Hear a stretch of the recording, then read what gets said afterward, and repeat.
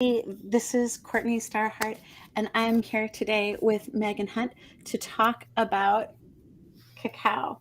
So I've got myself this little hot chocolate here. Is this what do you think? Do you think I brewed it the right way? How do you brew cacao? It's a process, and I like to take it into a more spiritual process as well. So as I'm making her, I'm actually singing to her and I'm sending her energy and love and light because that all gets brewed into that mixture and then it changes the experience. So I have a nice little setup here, and I like to start by cutting her up because that's a part of the process too. So I have my nice little bar here, and I just shave little bits off. And what I like to do then is just add that straight into my cup. And the whole time I'm sending her love and I'm sending her light. So I get my cup filled up. And I always say it's best to kind of gauge your own experience because this is a medicine that more isn't necessarily the best. So you could have just a little bit and have a really deep, heartfelt connection and a good experience, or you might need more. So it just depends on you and how you feel. And the more you work with the medicine, the more you're going to know what that amount is. Another thing that I like to do, I like to add all kinds of spices. So I have clove and I have cinnamon over here. These are my favorites to just sprinkle in and add to her. I cheated. I used my pumpkin pie spice. That works too. That's actually one of my favorites to add. One big one that's important is cayenne pepper, or really any kind of chili pepper, because it actually unlocks your body's ability to absorb the medicine. I personally have a really bad sensitivity. My digestive system is very sensitive, so I stick more with the clove and the cinnamon. It's much more gentle, and I still feel the medicine. But for most people, the cayenne pepper, or I've even tried chipotle chili, is really nice too. It really helps unlock all the nutrients of this medicine. I definitely put some cayenne in mine. I have some Beautiful. from Chimayo that I like a lot. That's kind of a Oh, medium sun roasted. It's really tasty. nice. Okay, so I'm doing pretty well. I'm doing better than I thought so far, but she's the expert. Can you tell us just about your certification? Because I want to make sure everyone knows that you have these wonderful qualifications. Yeah, so my training is with a lineage that comes from the Andes in Peru. And they work very similar to the way that you work, Courtney, with the medicine wheel. We actually use the medicine wheel to call in all of our allies, to call in all those beautiful energies to support our journey. And it's a very, very ancient shamanic tradition And of using plants and connecting with nature. of course, right, but the medicine in the center and then the sacred wheel and the balance. Um, Mhm. how is the cacao prepared? I've always been curious because I get this little bar, you know, and again, I'm doing all the shortcuts because of ignorance. So, how do they prepare this? It's so wonderful. Yeah, that's actually very minimally processed. And you have people, usually families, that work these farms. And a lot of the cacao, the raw ceremonial cacao sources, they make sure that we're doing fair trade, that we're honoring the people that work with this medicine, and that it's being harvested in a very sustainable way. So definitely do your research with your companies, but for the most part, a lot of them are committed to sustainability and fair wages for the workers. But there's a fermentation process and then a roasting process for the beans. Mm, But it's a very minimally processed. So, like the chocolate bar that you would buy on the shelves, like a Hershey bar, is right. so processed and there's so many things added to it that you lose a lot of the nutrients of the original cacao. So she has lots of really, really good healthy fats in her. And there's magnesium, there's calcium, and everything's in these very balanced quantities that you don't get in other things. Your body needs, especially magnesium and calcium, in these very balanced ratios for your body to be able to absorb it and use it. So she actually delivers it to you in a way that your body can handle. I can imagine that that would be heart opening even on a biochemical level. The magnesium, Absolutely. right? Especially because I can feel it tingling in my heart, literally Mhm. physically. And then energetically, it feels like something is happening as well. It's really magical. Absolutely. Yeah. And she actually has a lot of the nutrients and precursors that we need to make chemicals in our brain that help us feel good, like serotonin and dopamine, and then also oxytocin, which helps us connect to everything around us. And I've noticed for myself, it helps me connect deeper into myself and my experience. And I also was having a lot of depression. It was very hard for me to even just get off the couch on a daily basis. And one day I just said, I want to enjoy my life. And I have this cacao sitting in my cupboard. And I just took her and made a cup. And then it was almost instantaneous that I felt so much better. And then I've noticed using her every day, I can stay in these more elevated states of mood. Mm. It's that simple. Well, just so everybody knows, Megan will be doing a cacao ceremony at our next retreat. So every time we have either a community member or an apprentice, in this case, community member, an expert in cacao who shares their knowledge with us because we're building community.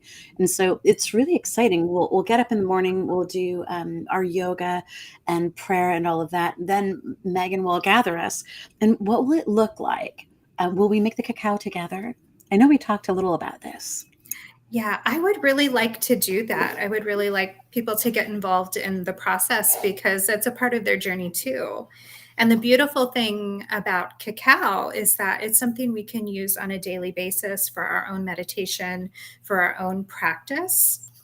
And I think it would be really powerful just to have everybody together to learn that process of making their own cup of cacao. And then Mm, from there, we'll go into a shamanic ceremony. So we'll call in all of the directions on the medicine wheel, all of the elements, the earth, the air, fire, and water, and get all our spirit guides ready to go around us. And then once we've got that nice little container set, we'll go into a shamanic journey. that sounds amazing. And I'm thinking about this too, that for people, and you mentioned this before and after ceremony, that this is a great way to continue because sometimes people talk about the bajon, almost like the letdown after ceremony. You go home, everything's kind of the same, well, outside, and your interior world is different. So do you think the cacao would help people to support their journey? Oh, absolutely. Absolutely. And I've noticed with myself because when I first started journeying with ayahuasca, I had that same experience. Like you said, you come home and you're different, but everything around you is the same. And it's like, how do I be this elevated state of myself in this world that is just still the same? And cacao helps bring us back to that state. She aligns very much with that vibration of ayahuasca as being in that unity consciousness field where there's just unconditional love. And every time you work with her, she will remind you of what that feels like on a very sustainable level that you can use out in the world every day. I can't necessarily work with ayahuasca every day and still go You to sh- work and be a person in the world.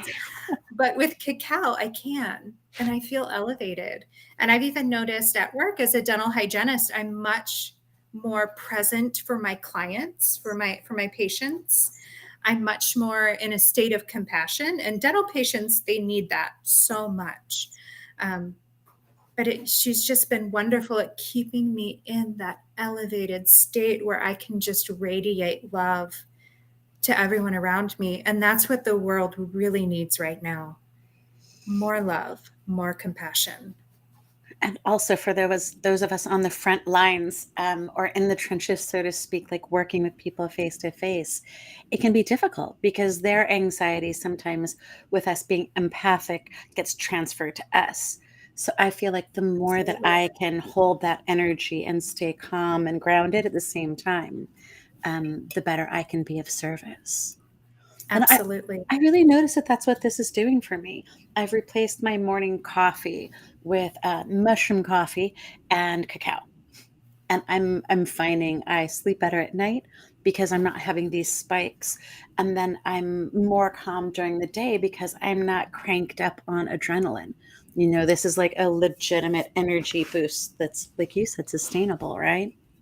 Yes. And she usually with the ceremonial cacao, there's maybe no caffeine in it, next to no caffeine, if any at all. And so the energy boost that you're getting is from a compound called theobromine. And that is much, much different than caffeine. You don't have that crash afterwards. And I've noticed that I don't have the jitters and I don't get into a state of anxiety and panic like I do with coffee. Coffee. Yeah. Yeah. Yeah. If I'm at work and I get busy and I'm go, go, go, go, go, and I'm drinking coffee, it just fuels my anxiety so much. But with cacao, I'm actually able to just breathe deep and focus and not have to get jittery and anxious. That is Much different wonderful. experience. Well, so I know I interrupted as you were just getting ready to show us how to cut it, but I just wanted everyone to know what this is about. I mean, of course, it's wonderful to talk about cacao, and we're so happy to see you, but for them to know what the frame of reference is. Um, so, do you want to go back to showing us how you prepare it? I kind of Absolutely, absolutely. So we're at the part where we're putting in ingredients, and I was about to show. I have some honey here. I like to use honey in mine for a little bit of sweetener. Sometimes I don't use any sweetener at all. It's just really dependent on your own taste. If you're someone that likes black coffee, then you'll probably just like your cacao plain with no sugar. Hmm. If you're vegan, you could use agave syrup. Coconut sugar is really, really good too. I would just stay away from like a refined white sugar because then again, that's not good for your body. That's more of a junk food at that point. And cacao is on the other end of the spectrum from junk food, definitely. So definitely add some sweetener. And then this is just my quick brew that I do in the morning. You can actually brew it in a pot. So you put all the things together in the pot and you stir it. Just if you do it that way, you've got to be very, very careful that you do not let it boil because at that point the cacao starts to burn and then it very much tastes like a burnt coffee. And you You're lose a lot of probably, the spirit of the plant too. yeah, Because you're at that burning the point, biochemicals. yes. Yeah. Yeah. So I've actually accidentally done that before because I only really in the mornings brew for myself. So I like to do this quick method. So in the morning when I'm getting ready for work, it's very quick and easy for me to make this. And then I don't have to worry about burning it either. So I get everything together in my cup. And if you are working with her with the shamanic practice, at this point, what I like to do is I get my sage, my sacred smoke. So sage is beautiful. Palo Santo is also beautiful. If you have ceremonial tobacco, it's really, really good. And you can use this to cleanse and clear her. So I do two steps. So first I'm cleansing my cacao. I'm asking that any lower vibrational energies be transformed into higher vibration. And then I also will take the sage and sage myself too and get myself ready and cleansed and cleared. And that can be a really, really quick process. If you feel like you need more, if you have time, then go and make it a whole thing. Make it yummy. This is a medicine that invites you to indulge and enjoy.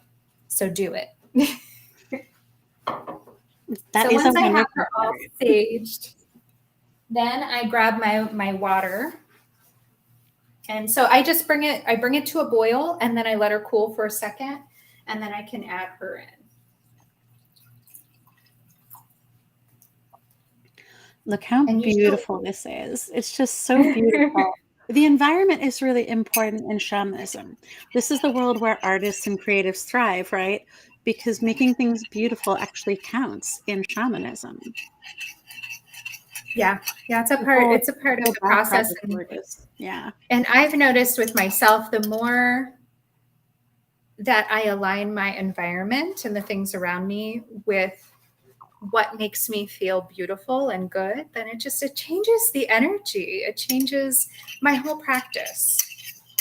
You know, even my yoga teachers would say, make sure that your yoga practice space is clean and free of clutter and looks beautiful. It really changes your state of mind.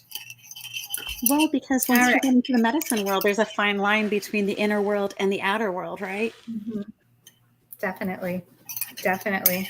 Yeah, that state of mind that you are in when you go into the medicine, that's what's going to be there during your journey. That's what you're going to journey through. So, really, really important to set up your space. So, once you got that hot water in her, she usually melts pretty quickly, and I just give her some quick stirs. And then at this point, I start just giving her so much love and so much light. And what I love to do is Mm. to sing into her. I found some beautiful medicine songs on YouTube. A lot of them are in Spanish. So, and that's really fun because then you're learning another language and then it becomes even more heartfelt as you put more energy and time into it. But I'll sing to her. Sometimes I'll just hum. But what Cacao really wants from us for our connection with her is from the heart. Her language is much different than, say, ayahuasca. So, ayahuasca, I hear her and Mm. she chit chats and she tells me things and she doesn't stop most of the time. But with Cacao, I very rarely hear words from her. I mostly just get a feeling in my heart. Like you said, you felt that buzzing, that tingling in your heart center. So I feel this turn Mm. on. And I've noticed synchronicities are a little more pronounced now that I'm working with her too. So she's speaking to us, just not with words. So it's very important. I like to think of laser beams from my heart into my medicine as Mm. I connect with her. And then I'd hold her, I'll smell her, breathe her in really, really deep, and then ask to connect to her spirit. Because that's so important in shamanism. We believe that all the plants and the animals and even the rocks, everything around us has a spirit. And they're like Absolutely. people, they're like another person. So it's very important if you're going to partake in a medicine like this to ask for its permission. They're almost always going to Yeah. say yes. They love to work with us, but it's important that deep inside of ourselves, we are acknowledging that we're with another being and that we're asking for their assistance. They're not here for us to just take, they're here to work with us. And I think even Courtney, you've said we've got to meet the medicine 50-50. We've got to do our part too. I like to think of it, like when my dad would help me change the tires in my car. He didn't like it if I just sat inside and played on my phone and did whatever I want. No, he made me go out and help him. That's how we learn, right? That's how you learn how to change a tire. And that's how the medicine is going to teach you. That's how the medicine is going to change your life. You've got to show up and do the work with the medicine. 100%. I mean, I couldn't say it in any more beautiful way. And I think it really goes for a lot of things too, though, that it goes for, well, people have a lot of sense of anxiety and depression. And my elders say, and the traditional wisdom is that that comes from a sense of disconnect and this kind of misunderstanding that we're separate from things. But like you said, when you connect and then you ask, you don't just take, right? I mean, the answer Mhm. is probably yes, but that asking is that respecting and that connecting, that reverence. That opens our heart. And it also allows us to feel like we're not alone. Exactly. Exactly. And I'll tell you, once I started on this medicine journey, especially when I made the intention of being a facilitator of cacao, I was terrified. I didn't know how am I going to lead ceremonies? I don't know. And I just felt so small and incapable. But once I started working with the different allies, finding animal allies and really connecting with them and connecting Mm. to Father Sun and Grandmother Moon and Mother Earth. then all of a sudden I felt like I had these really powerful beings on my side and I was a part of a team. It wasn't just me. It Yes. wasn't just little me. I was a part of a really powerful and ancient team. Like all of these allies, they've been around for a long time and they know what they're doing. That's another thing is that, in terms of meaning, in mainstream American culture, there's this notion of like, go it on your own, go get them, every man is an island, every woman for herself, dog eat dog, all of that, right? In the native cosmology that I was taught and had to go back to, so the exact opposite. It's almost like you're only meaningful when you're part of something. Your very meaning is connected to everything, the gratitude, the borrowing a body from Mother Earth, the borrowing spirit from Father Sky. It's all part of something larger and a community and a tribe. So I think a lot of people feel a great relief from their anxiety when they feel part of something. And that's also, the ayahuasca experience for sure. So Mhm. I'm really grateful that you're coming to journey with us again. Um, Yes. it's not that far away. I think I'll fly out a week from Wednesday, and then I'll Yeah, see it's coming up you. pretty Yeah, soon. yeah, that's not far. That's like, oh, yeah, 8 days, 9 days. Um, we'll be in Tier C this month. And so I'm excited about that. Um, we have a really beautiful venue. We have a place on the lake. Then we have two places in town, one for staff and one for women. We separate people at these traditional ceremonies, just so everybody knows. I know that comes as a shock to a lot of people who like to go everywhere with their hubby or their wife or their lovey-dovey person. And ayahuasca seems like such a great opportunity to get closer to each other, but it's not. It's a great opportunity to do your own dang work and then come back to that partnership in a much better way and, relearn each other then on a different arc.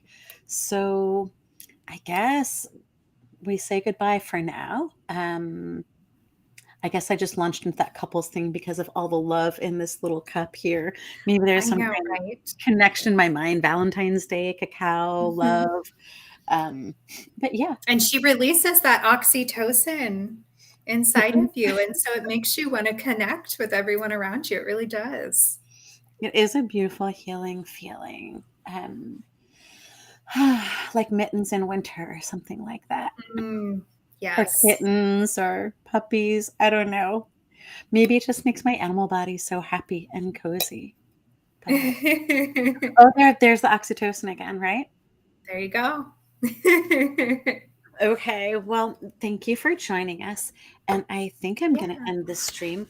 And I look forward to seeing everybody together with Megan and our beautiful sisters and brothers very shortly next weekend. Okay?